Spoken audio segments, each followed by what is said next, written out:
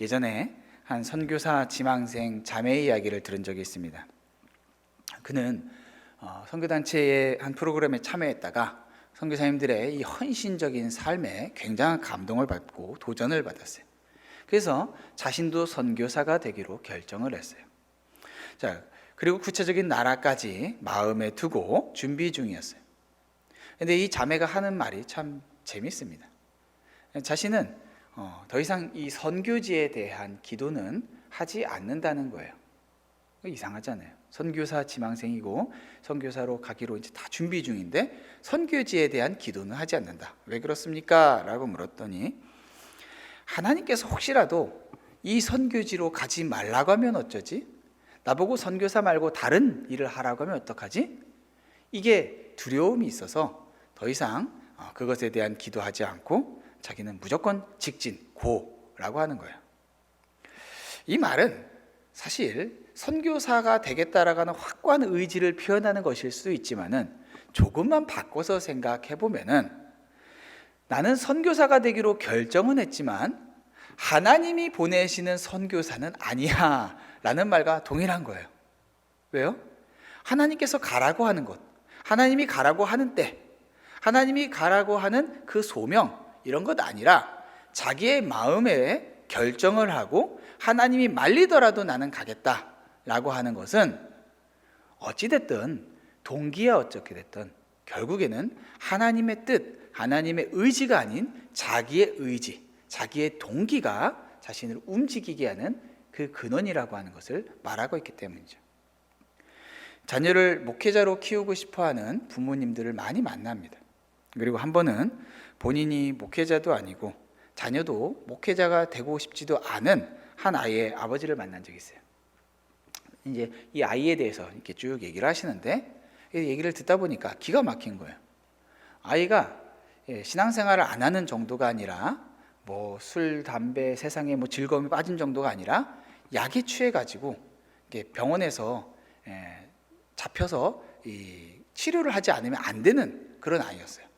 근데 이 아이 아버지가 하는 말이 이 아이를 어떻게 해서든지 신학교를 보내겠다는 거예요. 그 신학교를 보내서 목회자가 되면은 좀 달라지지 않겠는가라고 하는 그런 기대감을 가지고 자기가 이 아이를 목회자로 바쳤다고. 그래서 그렇게 하겠다는 거예요. 이게 목사나 선교사와 같은 이런 직업들은 성직이고 그래서 일반 직장이나 비즈니스는 속된 것으로 생각하면서 목사나 선교사와 같은 삶을 하나님 앞에 더 가치 있는 삶이라고 생각하면은 지금 그 아버지처럼 자신의 자녀를 그런 곳으로 무조건 보내야만 하나님의 어떤 은혜를 경험할 수 있을 거라고 생각하는 거죠. 물론 목회자, 특별히 선교사 중에서도 저 오지에서 그 삶을 헌신하시는 분들을 보면은 그 삶 자체만 봐도 참 은혜가 돼요. 그리고 그들의 삶은 하나님 앞에서 분명 더 가치 있고 의미 있는 삶을 사는 것처럼 보여져요. 그런데 중요한 것은 하나님께서 그들의 삶과 여기 앉아서 예배자의 자리에 나오신 여러분의 삶, 그 모든 것들을 하나님은 동일하게 그 삶을 통해서 은혜를 받을 수 있다라는 거예요. 여러분 성경에 나오는 특별히 구약 성경에 나오는 인물들을 보면은 그 사람들이 다 어디 먼 곳에 가서 선교사로 살았던 사람들이 아니에요. 대부분의 사람들은 자신의 삶의 현장에서 그 삶을 살아가는 자리에서 어떻게 하면 하나님의 삶에 하나님의 뜻을 구하고 그 뜻에 순종할까를 묻고 그 뜻에 순종함으로써 하나님께 영광 올려드린 삶이었어요.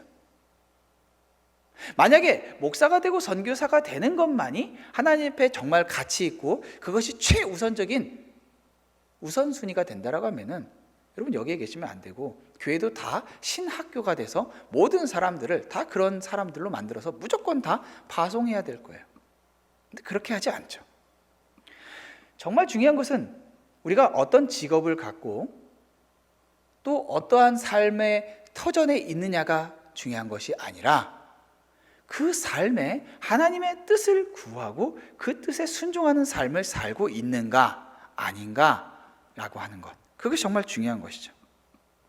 내가 만약 목사지만은 목사라는 이유로 하나님 앞에 그 뜻을 따르는 것을 묻고 구하면서 살지 않는다면은 목사는 그냥 타이틀일 뿐이에요. 집사도 마찬가지죠. 신앙생활을 얼마나 몇 년을 했는가도 마찬가지죠. 30년 신앙생활을 했다라는 것 그 자체가 하나님의 뜻에 순종하는 삶을 살고 있다라고 하는 그 증거는 아니에요. 자, 그런 이유로 우리는 이 요나를 보면은 우리의 이 일상의 삶에서 어떤 특정한 직업, 어떤 특정한 삶의 자리, 그 자리에 있는 것이 하나님의 뜻에 딱 맞는 것은 아니다라고 하는 것을 볼 수가 있어요.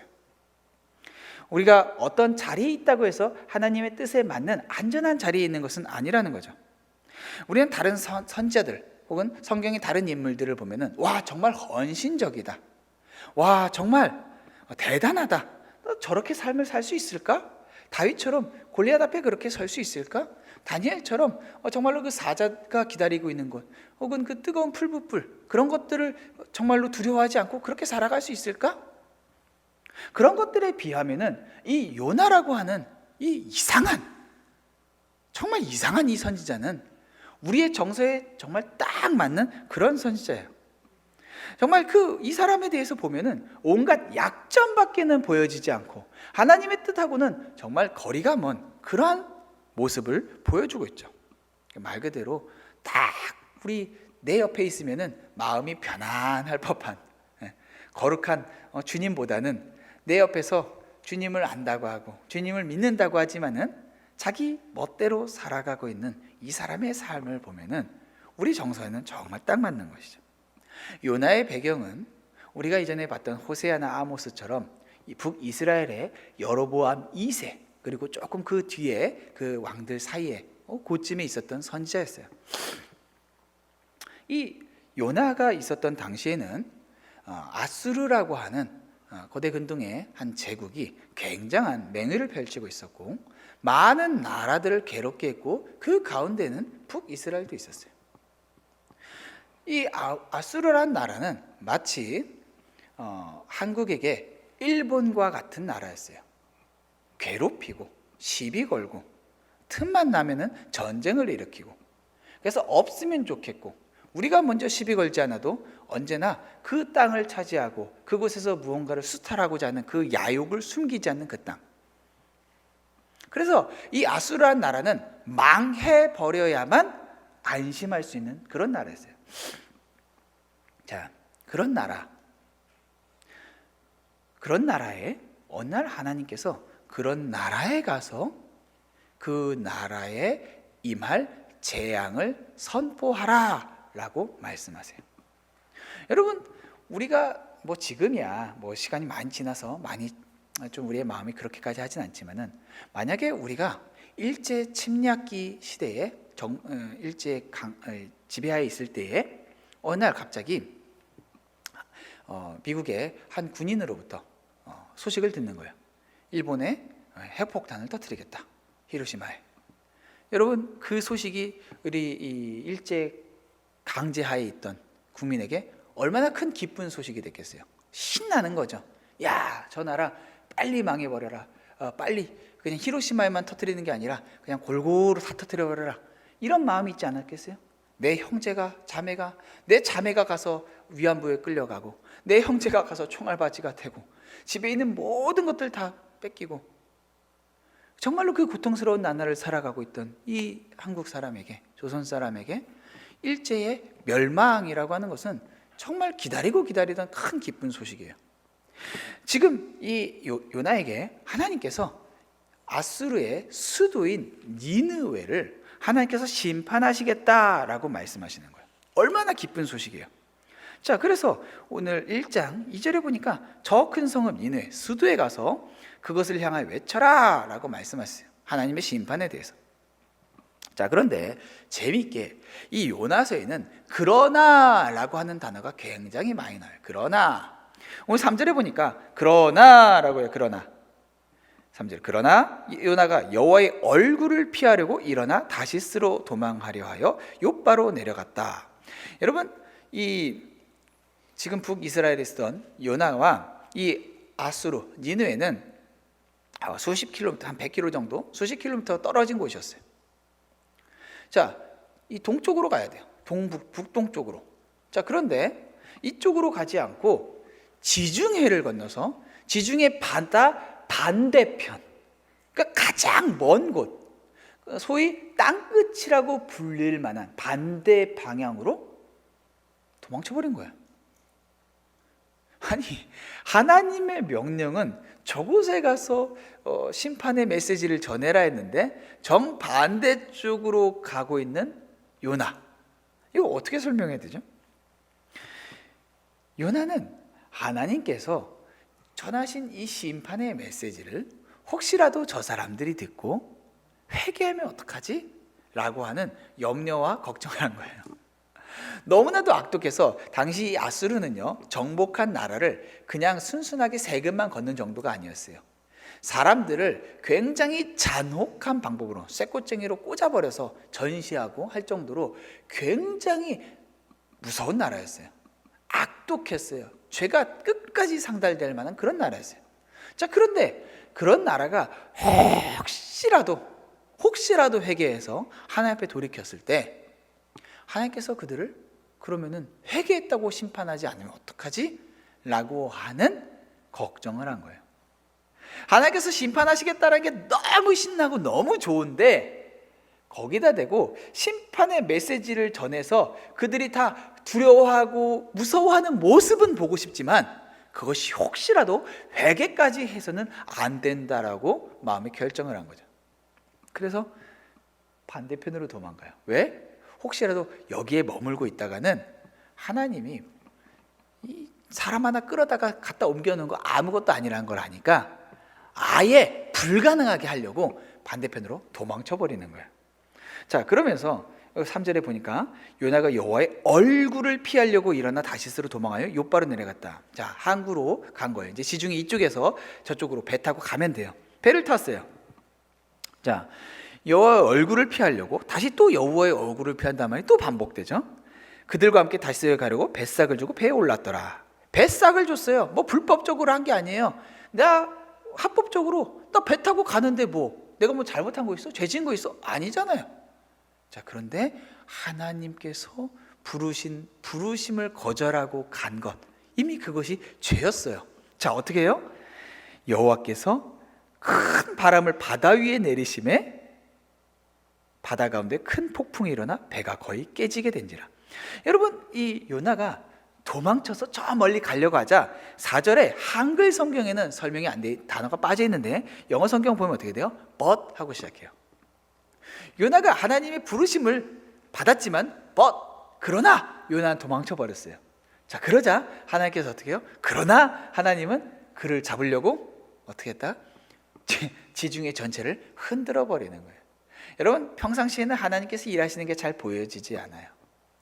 하나님께서 내 삶에 좀 필요한 것들도 좀 팍팍 공급해 주시고, 뭐 로또 하나 당첨은 안 되더라도 하나님께서 얼마든지 우리의 삶에 뒤집어서 뭔가 필요한 것들을 다 공급해 주실 만한 것들이 얼마나 많은지 하나님 그런 능력이 있다는 거 알잖아요.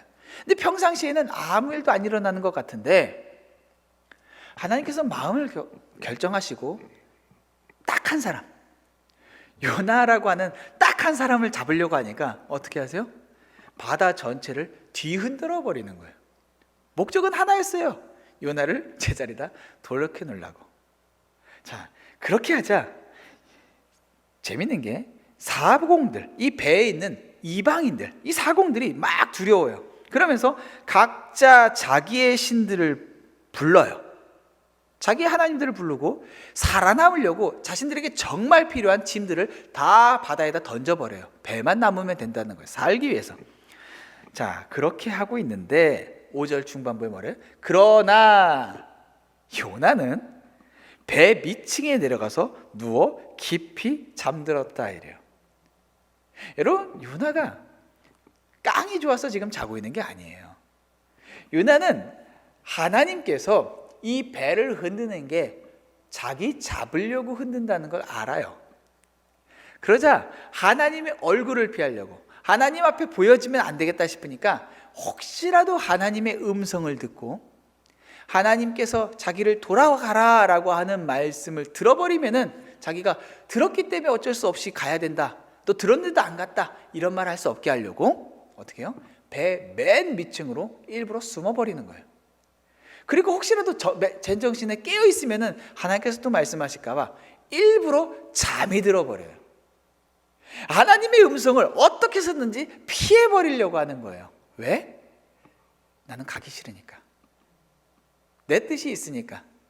하나님 뜻과 내 뜻이 지금 충돌이 나버렸고, 여기서 하나님 뜻은 어떻게 해서든지 피해버리고 싶으니까 모든 수단과 방법을 다 동원해서 자신이 할 수 있는 최선으로 피해버린 거예요. 자, 배 타고 멀리 가서 배 밑층 가서 잠잔다, 이게 세상 사람들이 봤을 때 전혀 문제없는 행동이에요. 그걸 가지고 누가 너 그렇게 살면 안 돼, 너 죄 짓는 거야, 이렇게 할 사람이 어디 있겠어요? 지금 요나의 잘못은 도덕적인 잘못이 아니에요. 단지 하나님의 뜻을 거절하고 내 뜻대로 살아가겠다, 그거였어요. 그런데 하나님께서 그것을 그냥 두지 않으세요. 하나님께서 이 요나 하나를 갖다가 돌이키려고 온 바다를 흔들면서 이 사람들이 다 두려워하게 만들고 있어요. 자, 그러자 이 뱃속에 있던 사공들이 자기들끼리 제비를 뽑아요. 제비를 뽑는 것은 이 제비 뽑는 과정을 통해서 어떤 신적인 영향력에 의해서 누가 잘못을 했는지를 찾겠다라는 거예요. 근데 제비를 뽑았더니 정확하게 요나가 나오는 거예요. 아니, 도대체 어떻게 이 요나가 도대체 무슨 잘못을 했길래 도대체 어떤 신이 바다 전체를 흔들면서 우리에게 이렇게 무섭게 하고 있느냐? 요나에게 가서 물어요. 야, 도대체 너 뭐냐? 도대체 너 누구냐 했더니 요나가 자기 대답을 해요. 나는 히브리 사람이요, 바다와 육지를 지으신 하늘의 하나님 여호와를 경외하는 자로다. 정말 대답 자체만으로는 너무 멋있지 않아요? 바다와 육지를 지으신 하늘의 하나님을 여호와를 경외하는 자다, 이렇게 설명을 했는데, 하나님이 누구이신지는 정확하게 말했지만은 하나님을 경외한다라고 본인이 말한 것과는 정말 다른 삶을, 다른 모습을 보여주고 있죠. 자기가 하나님의 얼굴 피했기 때문에 이런 일들이 일어난다는 것을 그들에게 설명해요. 다들 무서워요. 그러니까 이 사람들이, 하나님을 알지도 못하는 사람들이 10절 후반부에 뭐라고요? 네가 어찌하여 그렇게 행하였느냐라고요. 믿지 않는 사람들이 믿는 사람에게 그렇게 말하는 거예요. 제가 어렸을 때 저희 부모님이 살던 집에 새빵이 하나 있었어요. 그래서 그 새빵살이를 하던 그 젊은 부부가 하나 있었어요. 이 부부가, 남편은 일하러 다니고 그 새빵 살던 그 아줌마가 예수님을 안 믿는 사람이었는데 뭐가 문제만 있으면은 저희 어머니한테 가서 기도를 부탁하는 거예요. 이런 어려움이 있다라고 해서 기도를 부탁하는 거예요. 이제 기도하는 사람인 걸 알고 또 그렇게 살아가는 모습을 보니까 기도를 부탁할 만하다라고 생각한 거죠. 근데 어떤 사람은 제가 얘기를 들었는데 어떤 이제 성도님이 계셨어요. 성도님이 문제가 있었던 거예요. 그 문제가 있어서 너무 힘들어하고 너무 괴로워하니까 그 옆에 있던 친구가, 동네 사람이 그 교회 다니는 사람한테 말하는 거예요. 이 사람 믿지 않는 사람이 믿는 사람한테, 아휴, 기도라도 좀 해봐. 하나님은 기도 들어주신다며. 하나님을 믿는다고 하면서 기도하지 않고 있는 모습을 보고 세상 사람이 너 기도 좀 해봐 라고 한 거예요. 자, 여기 지금 요나의 모습이 그래요. 아니, 하나님 믿는다면서 바다와 하늘을 지으시고 그렇게 세상을 다스리신 하나님이라면서 왜 그렇게 사는 거야? 왜 그렇게 한 거야? 남들한테 가서 하나님은 세상을 창조하신 분입니다 라고 외치는 게 중요한 게 아니라 하나님을 믿는 사람들께 살아가는 모습이 정말 하나님이 누구인지 증거하는 거죠. 그런데 요나는 말로는 하나님을 그렇게 높여드리지만은 자기의 삶을 엉뚱한 삶을 산 거예요. 그래서 요나가 이거 끝나지 않을 거라는 거 아니까 자기 때문에 이 사람들 다 죽게 생겼으니까 나 바다에 던져버려라 라고요. 여러분, 기가 막힌 게 요나가 여기서 해야 되는 행동은 회개예요. 하나님 잘못했습니다. 가겠습니다. 너희들 배 돌려라. 요바에 나 내려줘라. 나 니네로 가야 된다. 근데 지금 요나가 얼마나 속이 베베 꼬였는지 하나님 뜻에 순종하지 않겠다는 거예요. 죽여라는 거예요. 나 바다에 던져버려라. 나 죽어야 된다. 죽어야 끝난다. 바다에다 던지라고 해요. 아니, 그래, 바다에 던지라고 하니까 이 사람들이 그렇게 안 해요. 하나님을 안 믿고 우상 세상 신들을 섬기는 사람들인데 우리가 어떻게 그렇게 해? 어떻게 사람을 던져? 아유, 그건 아니지. 그래서 어떻게 해요? 13절에 보니까 그러나 그 사람들이 힘써 노를 저 배를 육지로 돌리고자 하다가 이래요. 여러분, 요나는 육지로 안 가려고 그랬어요. 근데 세상 사람들이 요나를 끌어다가 육지로 다시 돌려보내려고요. 너 하나님 뜻에 순종해. 너 니네로 가. 우리가 어떻게 해서든지 도와줄게. 근데 어떻게 돼요? 바다가 막 더 난리를 치는 거예요. 중요한 건 요나의 마음이었어요. 자, 그러자 어떻게 해요? 14절에 그러자 무리가 여호와께 부르짖어 이르되 여호와여 구하고 구하오니 이 사람의 생명 때문에 우리를 멸망하지 마옵소서. 무죄한 피를 우리에게 돌리지 마옵소서. 주 여호와께서는 주의 뜻대로 행하심이니이다. 여러분, 이 불신자들의 고백이 요나의 고백보다 훨씬 더 아름다워요. 너무나도 아름다운 이 고백의 끝으로 이게 요나의 말대로, 요나보다 자신들보단 요나가 하나님을 더 잘 알잖아요. 결국 요나의 말대로 요나를 바다에다 던져버려요. 그리고 16절에 그 사람들이 여호와를 크게 두려워하여 여호와께 제물을 드리고 서원을 하였더라. 여러분, 엉망진창으로 여호와의 선지자라고 하기엔 너무나도 부끄러운 요나라는 한 사람을 불러다가, 재밌는 게 그 불신자들, 그 세상 섬기는 사람들을 갖다가 어떻게 해요? 회심시켜버려요. 하나님께서 제대로 된 성도가 아니라 정말로 이렇게 하나님 뜻을 순종하지 않는 사람을 갖다가 사용하셔서 사람들을 구원시키시는 거예요. 여러분, 하나님께서 뜻하시면요, 돌멩이로도 사용하셔서 사람들을 구원하실 수가 있어요. 자, 그렇게 하나님께서 이 사람을 사용하신 거죠. 자, 그런데 오늘 본문에 이 1장 마지막에 보니까 여호와께서 이미 큰 물고기를 예비하사 요나를 삼키게 하셨으므로 요나가 밤낮 3일을 물고기 뱃속에 있으니라. 우리가 제일 잘 아는 그 사건, 물고기 뱃속에 들어가는 그 사건이 일어나요. 여러분, 여기서 우리가 주의 깊게 봐야 될 단어는, 저는 이 큰 물고기보다도 바로 하나님께서 예비하셨다라고 하는 단어예요. 큰 물고기를 하나님께서 미리 이 배를 쫓아다니면서 준비해 놓으신 거예요. 바다에 이 요나를 던지는 순간 요나를 삼키려고. 우리는 이 세상에 살아가면서 우리의 뜻대로 살아가고자 하는 이 불순종의 아주 강한 이 습관이 있어요. 심지어는 하나님의 이 은혜를 경험했다라고 하면서도 여전히 내 뜻대로, 내 원하는 대로 자꾸 살아가려고 해요. 그렇게 살아가면서 당장 눈앞에 보여지는 몇 가지 도덕적인 잘못을 하지 않으면은 괜찮은 성도, 그래도 문제없는 성도.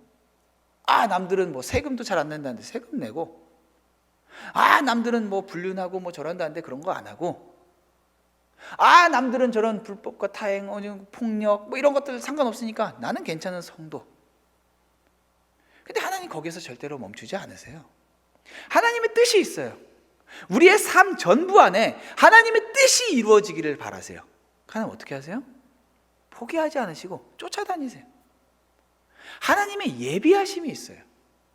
하나님의 그 예비하심은 우리가 당장 마주쳤을 때는 우리를 집어삼키는 것 같고 우리를 끝장내는 것 같지만은 하나님이 예비하신 모든 것들은 우리를 하나님의 뜻대로 돌이키게 하기 위해서 예비된 것들이에요. 자, 이 예비를 통해서 주님은 요나를 하나님의 마음을 아는 자로, 하나님의 뜻에 순종하는 자로 바꾸기를 원하세요. 물고기에 삼키어진 요나, 그래서 그 안에서 밤낮 3일을 물고기 뱃속에 있었다라고 얘기해요. 자기는 바닷속에 던져지는 순간 죽는 줄 알았어요. 끝났다, 됐다. 그런데 물고기가 와서 요나를 삼켰는데 어찌된 영문인지 그 안에서 숨을 쉴 수 있고 그 안에서 삶이 끊어지지 않는 놀라운 경험을 한 거예요. 분명 자기는 죽은 거예요. 죽었는데 살았어요. 그러자 이 물고기 뱃속에서 요나가 기도를 해요. 2장의 내용이 그 내용이에요. 이 기도의 내용들을 쭉 읽어보면 하나님을 찬양하고 그 하나님을 찬양하는 그 고백 가운데는 하나님의 뜻에 순종하는 표현이 나타나요. 마지막 절 2장 9절에 보니까 나는 감사하는 목소리로 주께 제사를 드리며 나의 소원을 주께 갚겠나이다. 구원은 여호와께 속했나이다. 하나님으로부터 자신이 구원받은 것을 알고 하나님의 뜻에 순종해야 되는 것을 알고 고백해요. 자, 그러자 이 고백과 함께 10절 여호와께서 그 물고기에 말씀하시며 요나를 육지에 토했다라고 얘기해요. 아마도 이 물고기를 타고 다시 요바로 와서 거기에서 니느웨를 향해서 갈 수 있도록 한 것 같아요. 나왔더니 자기가 출발했던 그곳이에요. 자, 그러자 3장 1절이 이렇게 시작해요. 여호와의 말씀이 두 번째로 요나에게 임하시니라. 여러분 3장 요나 1장 1절을 보면은 여호와의 말씀이 아미떼 아들 요나에게 임하니라 라고 시작했죠. 이게 지금 요나가 고생하다가 다시 첫 시작했던 그 시작 장소로 돌아온 거예요. 여호와의 말씀이 똑같이 임해요. 그리고 그제서야 요나가 움직여서 순종을 해요. 요나가 처음부터 1장 1절에서 주신 그 말씀을 붙잡고 순종해서 갔으면 어땠을까요? 이 고생, 이 죽음을 방불하는 이 어려움 없었을 거예요. 하나님 뜻에 순종하지 않고 살아가면은 고생은 고생대로 하다가 결국에는 제자리로 돌아와요. 여러분, 하나님께서 우리의 삶을 빚으시고 다스리기 원하시는 그 삶의 방향성들이 있어요. 우리의 삶의 모든 영역들 하나님 다루세요. 어떤 사람은 재정적인 문제가 있는 사람이 있어요. 단지 돈이 없다가 아니라 돈을 어떻게 쓰느냐에 대한 문제, 어떻게 버느냐에 대한 문제. 이걸 가지고 어느 날 하나님께서 너 그렇게 벌면 안 돼, 너 그렇게 쓰면 안 돼 라고 하는 걸 가르쳐 주세요. 깨닫게 하세요. 그러면 거기에서 우리가 순종하고 주님의 뜻대로 바꾸면은, 그러면은 우리의 신앙의 진보와 함께 삶의 변화가 찾아와요.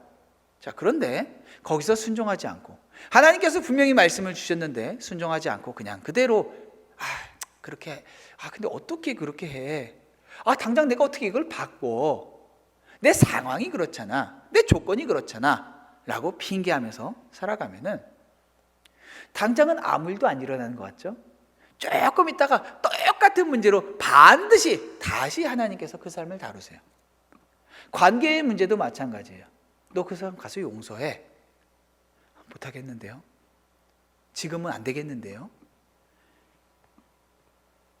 순종하지 않고 미루면은 미룬 것 자체가 그 사람에게 어떤 미룸으로써 주어지는 혜택이라고는 한치도 없어요. 결국에는 다 갚아내야 돼요. 결국 요나가 자신의 시작했던 그 자리로 똑같이 돌아와서 죽을 뻔했네. 자, 근데 실제로는 죽었죠.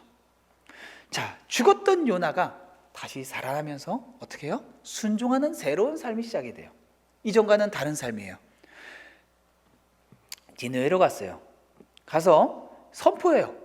자, 요나가 이 말씀을 전한 니느웨를 설명하고 있어요. 3장 3절에 보니까 니느웨는 사흘 동안 걸을 만큼 하나님 앞에 큰 성읍이었더라. 여러분, 니느웨는 당시에 굉장히 큰 도시국가였어요. 도시였어요.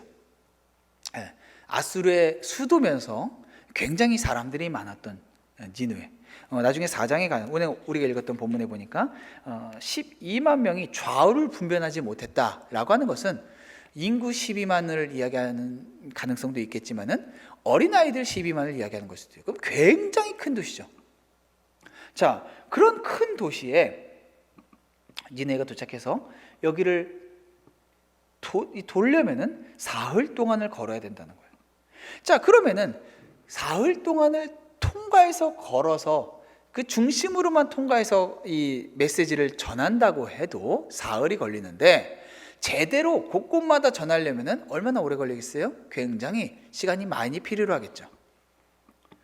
자, 그런데 요나가 어떻게 해요? 3장 4절에 보니까 그 성읍에 들어가서 하루 동안 다니며 외치르되 40일이 지나면 니느웨가 무너지리라. 40일 후에 이 성읍이 무너질 것에 대한 선포를 해요. 40일에 여유가 있어요. 이 사람들에게 선택권이 있겠죠. 40일 동안 그 사이에 니느웨를 버리고 도망을 치든지 아니면 회개하든지. 요나가 둘 다 원하지 않는 옵션이에요. 자, 요나가 제일 원하는 것은 이 사람들이 40일 동안 그냥 지금 있는 모습 그대로 살다가 다 멸망해 버리는 거예요. 그러니까 그래서 요나가 택한 방법이 있어요. 그게 바로 3장 3절에 말한 것처럼, 3장 4절에 말한 것처럼 그 성읍에 들어가서 하루 동안 다니며 외친 거예요. 많은 사람들에게 메시지가 전해지면 전해질수록 그 가운데서는 회개할 사람들이 나타날 가능성이 더 높아져요. 그러니까 어떻게 해야 돼요? 대충 전해야 돼요.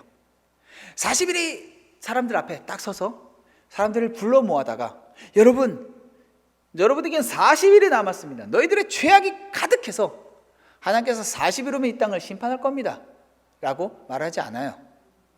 달리면서 말했을 수도 있어요. 사흘 동안 걸리는 거리를 하루 동안 너희들 40일 후면은 망한다 라고 외치면서 달려가는 거예요. 자, 그러면은 하나님 뜻대로 메시지를 전한 거예요? 안 전한 거예요? 전했죠. 근데 저 달리면서 전하면은 여기 있는 사람에게는 하나님 뜻대로 살지 않은 너희는, 그래서 저쪽에서 막 하니까 저 사람 심판이 온다 40일 뭐 했는데 서로 말이 뭐라는 거야? 뭐 하나님 서로 무슨 말하는지도 모를 정도로 대충 말하고 가버린 거예요. 왜? 이 사람들 구원받는 거 너무 싫으니까. 근데 놀라운 일이 일어나요. 그렇게 흉악하고 그렇게 죄악 가운데 살던 이 니느웨 사람들이 뭐야? 도대체 뭐라는 거야? 미친 사람인가? 근데 이 사람 저 사람 모여다가 너 뭐라고 들었어? 멸망. 그러다가 다 그런 걸 가지고 조합을 해보니까 뭐라는 거야? 우리의 죄악이 하나님 보시기에 악해서 40일 후에는 이곳이 멸망한다.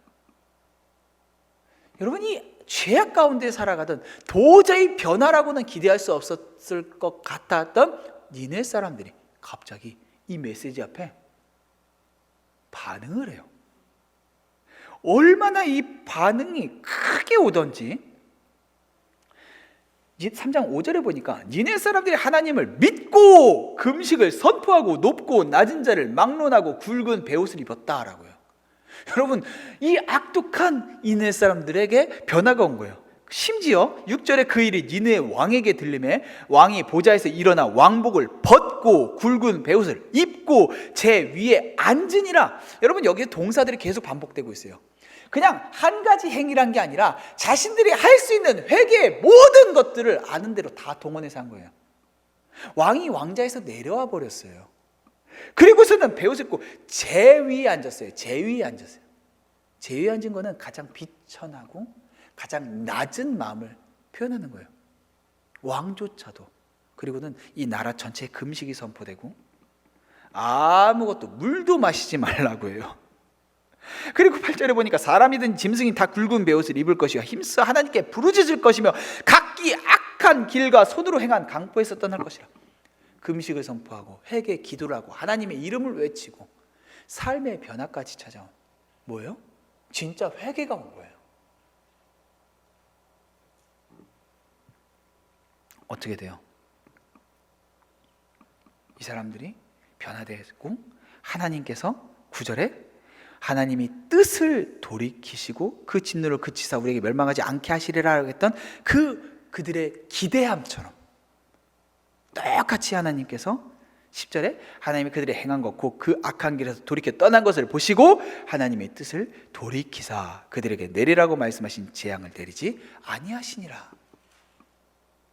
여러분, 엉망진창 최악의 사역자였던 요나 한 사람을 통해서 하나님께서 도시 하나를 살리셨어요. 놀라운 일이 일어났어요. 40일이 지났는데 아무 일이 일어나지 않은 거예요. 4장 1절에 여러분 4장 1절에 한글 성경에는 안 나타나는데 영어에서는 뭐라고 했어요? But 그러나 요나가 매우 싫어하고 성내며 뭘 그렇게 싫어하고 성냈다는 거예요? 니느웨를 심판하지 않은 게 그렇게 화가 나는 거예요. 그렇게 성이 나는 거예요. 그러면서 4장 2절에 여호와께 기도하여 이르되, 여러분 기도를 하는데 그냥 기도를 하는 게 아니라 하나님께 성을 내면서 기도하는 거예요. 배짱이 보통 배짱이 아니죠. 이 지금 물론 하나님은 구약의 하나님이나 신약의 하나님이나 동일한 하나님이에요. 근데 구약에서는 보통 더 많이 두려워하는 모습을 조금 보여준 사람들이 있었잖아요. 막 하나님 선사만 나타나 죽었구나 막 하는 사람들 더 많이 있었고. 근데 기도를 하는데 하나님을 모르는 사람이 아니라 하나님으로부터 직통 계시를 받을 정도였던 선지자 요나가 하나님한테 기도를 하는데 얼마나 간이 배 밖으로 나온 사람처럼 기도를 하는지 승질을 있는 대로 내면서 여호와여, 내가 고국에 있을 때에 그러므로 내가 빨리 다시스로 내가 거기 있을 때 이러겠다고 말씀하지 않았습니까? 하나님, 내가 이럴 거라고 내가 얘기했죠. 근데 이럴 줄 알았잖아요. 참나. 아니 보세요, 성경 그대로 제가 읽는 거예요. 그러면 내가 빨리 내가 그래서 다시스로 도망친 거예요. 내가 하나님, 참나, 주께서는 은혜로우시고 자비로우시고 노하기를 더디하시죠. 그쵸? 이내가 크시사 뜻을 돌이켜서 재앙을 내리지 아니한 하나님인지 내가 알았어요. 온갖 빈정과 꽉 갖고 하나님에 대한 성경에 이미 모세로부터 받았던 말씀들, 구약의 성경들 있잖아요. 하나님의 성품, 모세가 설명했던 그 성품이에요. 그 하나님의 성품을 설명하는데 하나님이 나에게 자비하고 나에게 인애로운 거는 오케이, 좋아요. 나한테는 자비로우면 자비로울수록 좋고 나에게 인애하시면 인애할수록 좋아요. 근데 하나님이 내가 싫어하는 이방 민족에게 자비하시고 인애로웠다 하니까 이게 그냥 짜증이 있는 대로 나서 비비 꼬고 꼬아서 하나님의 성품을 마치 조롱하듯이 그런 식으로 하나님께 여러분 기도라고 해도 기도를 이 정도로 할 것 같으면은 만약에 우리 같은 사람이면은 우리가 같은 사람이 하나님일 거다. 우리 같은 사람이 만약에 높은 직급에 있는데 밑에 사람이 이 정도만 말을 해도 어떻게 하겠어요? 그냥 잘라버리겠죠. 왕한테 누가 와서 이런 식으로 말을 할 것 같으면은 목을 치겠죠. 그러니까 지금 이 요나가 얼마나 이게 진짜 보면 볼수록 이 진짜 보통이 아니구나 싶어요. 그러면서 3절에 뭐라고 하냐면은 원하건대 여호와의 원하건대 이제 내 생명을 거두어 가소서. 사는 것보다 죽는 것이 내게 나옵니다. 여러분 이게 나 죽이세요. 나 됐어요. 그러니까 이게 여러분 그 분노 조절 장애 알죠? 거의 하나님을 향해서 분노 조절 장애를 봐요. 여러분 이 한국에서 분노 조절 장애를 빗대어서 나타내는 그런 이제 코미디, 만화, 무슨 뭐 장면, 뭐 스킷 뭐 이런 것들이 있는데 보면은 막 이렇게 승질을 내는데 길거리 뉴욕 길거리에서 누가 막 승질하면서 막 미친 척하고 막 다녀요. 뭐 웩 하고 지나가는 젊은 여자들, 할머니들 막 할 때보다 웩 하니까 사람들이 막 아이고 무서워 하면서 도망쳐요.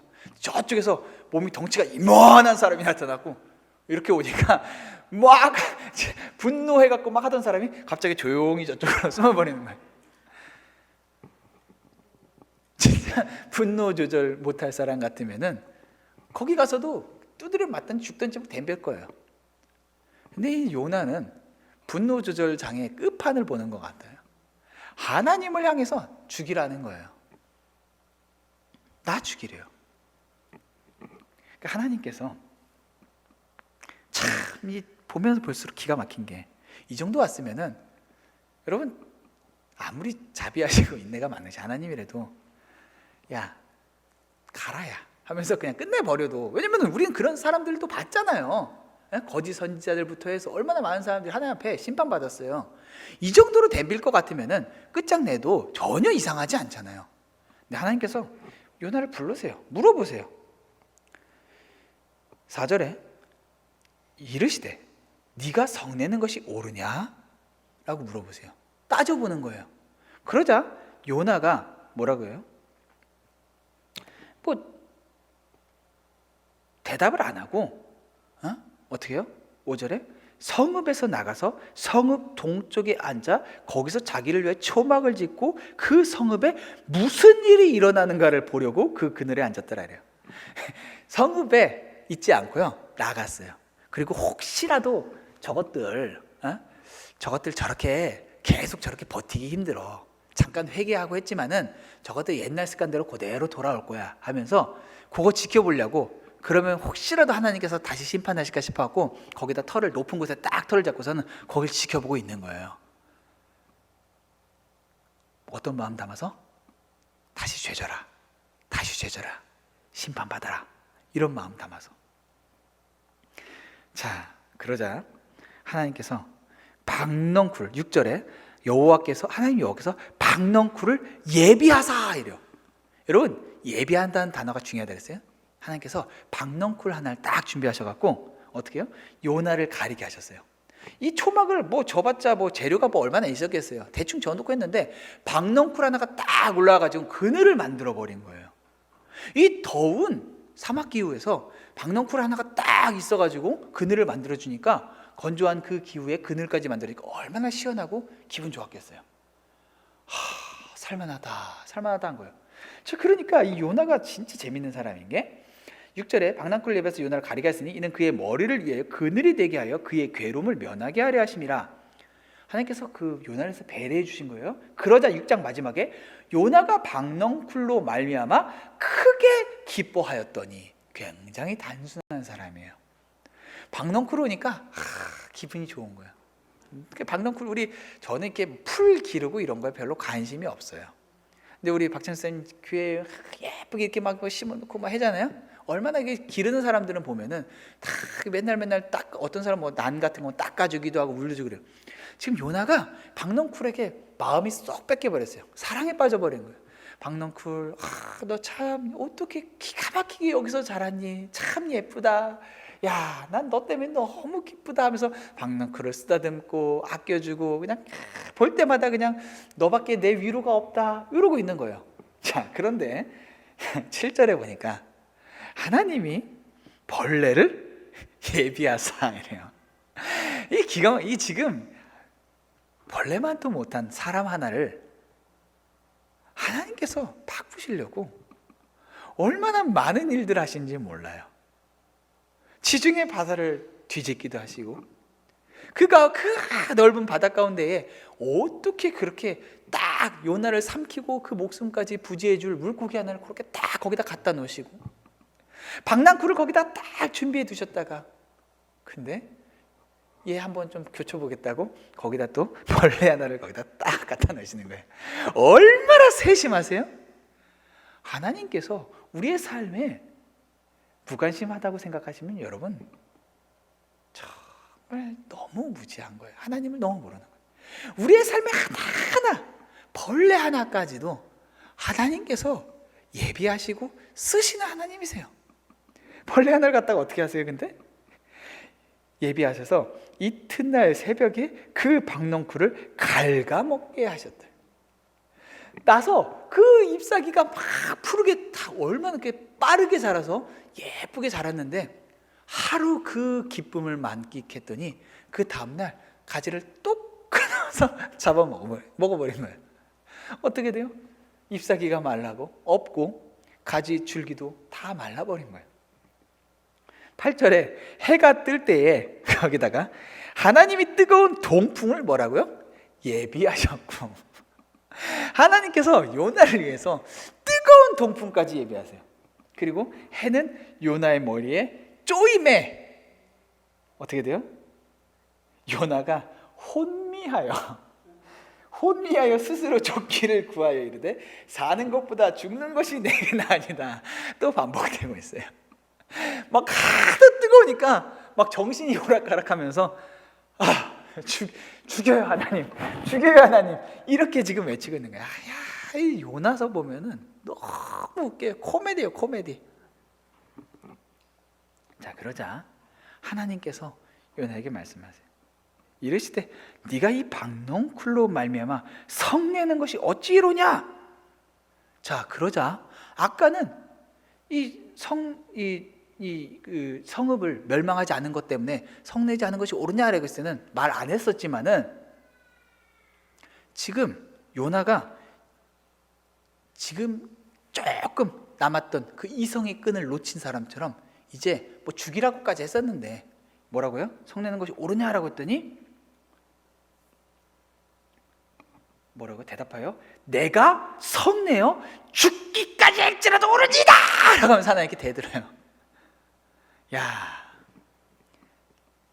그러자 하나님께서 이르시되 네가 수고도 아니하였고 재배도 아니하였고 하룻밤에 났다가 하룻밤에 말라버린 이 너 박넝쿨을 아꼈거늘. 너 그렇게 아꼈지? 네가 이거 심었어? 너가 이거 물 주면서 길렀어? 너가 이렇게 잘 자랄 수 있도록 필요한 것들 공급했어? 아니잖아. 그거 네 거라고 할 수 있어? 아니잖아. 근데 너 그거 하나 너한테 그늘 주는 거 죽었다고 해서 그렇게 짜증내고 그렇게 화내는데, 하물며 이 큰 성읍 니느웨는 좌우를 분별하지 못하는 자가 12만 명이요 가축도 많이 있나니 내가 어찌 아끼하지 아니하겠느냐. 이거 누구 백성이에요? 죄 짓고 험악하게 살아간 인생이라도 하나님께서 창조하신 사람이고 하나님의 형상을 따라 지었었고, 하나님께서 그 형상을 따라 지음받은 인간이 부패하고 타락하여 자기 마음대로 살아갈 때에 하나님의 마음 가운데는 지금도 그들이 돌아오기를 원하시는데, 그리고 그 가운데는 죄가 뭔지도 모른 채 살아가고 있는 그 어린 영혼들과 짐승들이 있는데, 하나님께서 그것을 아끼는 것이 당연하지 않겠어요?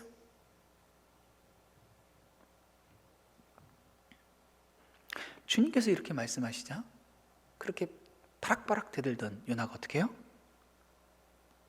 대답을 안 해요. 이렇게 끝나요 그냥. 요나도 할 말이 없고, 할 말이 없는 요나한테 하나님도 뭐 더 이상 할 말이 없고.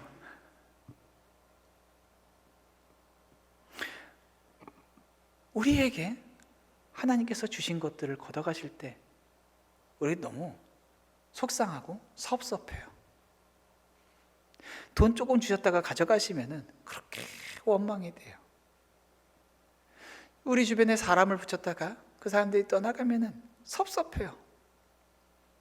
우리가 있었던 그 높은 자리가 혹시라도 우리에게 떨어져 나가면은 실망이 돼요. 근데 그거 생각해 보면은 그거 사실 처음부터 우리 거라고 할 수가 있어요? 없어요. 다 하나님이 주신 거잖아요. 다 하나님 거잖아요. 근데 하나님이 줬다가 가져갈 때도 그렇게 속상한데, 하나님께서 처음부터 당신의 형상을 따라 지으신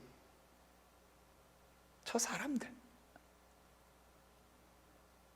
오늘도 하나님의 이름을 듣지 못하고 복음이 무엇인지 알지 못하고 해서 죽어가는 저들이 우리의 원수된 민족이 되었건, 아니면 나와 다퉈서 나에게 해를 끼쳐서 나와 원수가 된 사람이건, 모두 다 하나님의 형상을 따라 지음받은 사람들이에요. 비록 나에게는 원수지만 하나님이 나에게 원하시는 것은 원수를 미워하고, 하나님 저것들에게 나를 괴롭혔어요, 하나님 내 원수 갚아주실 하나님이시죠, 심판해버리세요, 그게 아니라 하나님 나 저 사람 미워요. 미운데 저 사람도 하나님이 지으신 사람인 거 맞죠? 주님, 그렇다면 저 사람도 하나님 뜻대로 다시 변해야 될 텐데, 주님 나는 밉지만 주님의 마음으로 저 사람을 위해서 기도할 테니 주님께서 응답해 주시는 것이 우리에게 부르신 그 소명인 줄 압니다 라고 기도하는 것, 그게 주님의 뜻인 거죠. 여전히 저 사람 밉고 저 사람이 잘 되는 것만 보면 배가 아프고, 그래서 저 사람에게 좋은 소식 들려준다고 하면은 죽기처럼 싫어서 다시스로 도망쳐버리는 요나처럼 그렇게 살아가는 신앙생활은 하나님의 마음이 아닌 여전히 내 마음을 높이면서 살아가는 거죠. 제대로 된 신앙생활은 내 마음을 꺾고 하나님 뜻에 순종하는 삶이에요. 요나는 물고기 뱃속에서 나오는 구원을 경험했음에도, 그래서 순종은 할 줄 알았지만은 하나님의 마음을 배우기까지는 더 많은 과정들, 시간들이 필요했어요. 우리의 삶에 예배당에 나와서 예배를 드리고 기도를 드리고 성도의 교제를 나누는 그러한 것들, 구원받은 사람에게 당연한 것이죠. 하지만 하나님은 그것에 만족하지 않으세요. 하나님은 하나님의 마음을 우리에게 심어주기를 원하세요. 그래서 때로는 우리에게 그늘을 주시기도 하시고, 벌레로 그 그늘을 거두어 가시기도 하시고, 뜨거운 동풍으로 우리를 뜨겁게 하시기도 하세요. 그런데 그걸 통해서 뭘 말씀하세요? 너 단지 그렇게 교회 왔다 갔다 하는 신앙생활, 그게 전부가 아니라 내 마음 좀 알아라 라는 거예요. 내 뜻에 순종하는 것, 그거 참 귀한 거야, 그렇게 해야 돼. 그런데 그게 끝이 아니라 저들을 향하여 흘리는 내 눈물, 저들을 긍휼하게 여기며 아파하는 내 마음, 너가 너를 향하여서는 긍휼하고 자비한 하나님을 바라지만 저들을 향하여서는 그렇게 하지 아니한 그 생각, 그러나 나는 너를 사랑한 그 사랑, 너를 용서한 그 용서, 동일한 사랑과 용서로 저들을 부르고 있어. 이렇게 패역한 요나도 그렇게 주님 뜻에 쓰여서 한 나라를 변화시키고 회개케 했다면 오늘을 살아가는 저와 여러분에게 허락되어진 이 예수 그리스도의 십자가의 복음과 그 은혜를 맛본 우리가 이 복음을 들고 나간다면 하나님께서 얼마나 많은 일들을 하실 수 있겠습니까? 오늘 이 말씀을 대하면서 우리의 마음을 꺾고 주님께로 돌이키며 또 주님의 마음으로 우리의 삶에 주님의 사랑과 용서가 나타나는 여러분의 삶이 되시기를 주님의 이름으로 축원합니다.